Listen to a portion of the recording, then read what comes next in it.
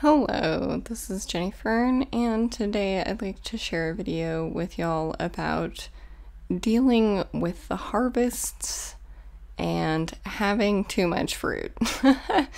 So this is me a little over a week ago, having no idea that there was going to be a fire and that I was going to be very stressed out right now.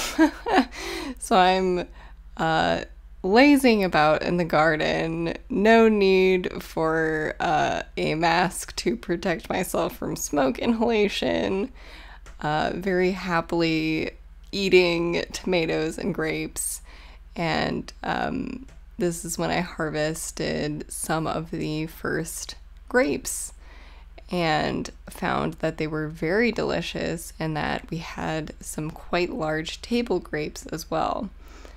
And I, picked a couple just for like the table, just to snack on throughout the week, that kind of thing. And yeah, just a normal amount of grapes that one might want to eat. Now I am harvesting things in smoky conditions. I feel like this shot is actually kind of deceptive because there's like ash falling from the sky, if you look like directly up, the sky looks fairly blue, but then looking out on the horizon, like you can't even see like the hills like right next to us. It's pretty ridiculous. I mean, and sometimes it's worse than other times, but anyway. Here's what it's more like now. It's also incredibly hot and sweaty under the mask, picking fruit, so it's rough. But at least I get to go back into my house. I don't have to do that for my job, so that I'm grateful for that. So these table grapes got a little bit split and just really covered in bugs, a little bit fermented on some of them. So I picked off a lot of the good ones and stored those, cleaned them off really well and stored those in the freezer to keep my plan for all of this like extra fruit, because I don't really want to make jelly this year or jam this year, to be completely honest. I don't have a ton of jars for that, and I like making jam, but last year I really just ended up giving a lot of it away, and I don't know, I don't really want to do that. So I'm also doing that with my plums, my excess plums. I cut off either side of the pit here, and I freeze those halves in a bag in the freezer. And now with this excess fruit, I've decided I do a lot of things on a whim, to be completely honest.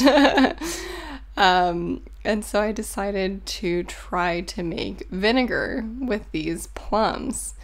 And so I had already tried it the day before. I already started some at least the attempt of vinegar with some of my other plums.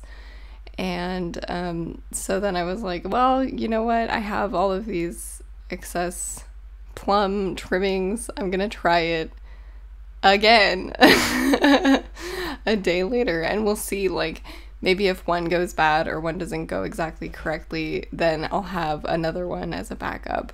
Which is what I do with my sourdough starter. I have two different containers of sourdough starter in case one goes wrong, basically.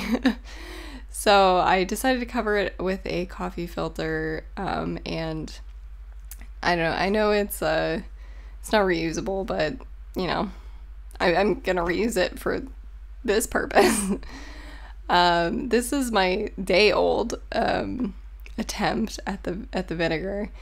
And yeah, I just gave it a quick stir. I read on the internet that you're supposed to stir it once a day, so I think I'm gonna do a video on that, like stirring my vinegar once a day.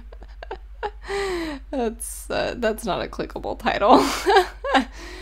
So then today I went out and I picked an absolute ton of grapes. I have an entire box full of these grapes, and yeah, that was also on a whim. I just started picking them and then I didn't stop picking them. And then I filled up a box. Here's me rescuing a spider because grapes have a ton of bugs in them. I also had to get a ladybug out of my house and another spider. Yeah, I've accidentally released a bunch of bugs into my house with all these grapes, but I'm not going to be processing these outside because of all the smoke. So that's a bit of the downside of this week. All right, that's it. I hope you enjoyed this. This is what I'm doing with all of my excess fruit. Yeah, and thanks for watching.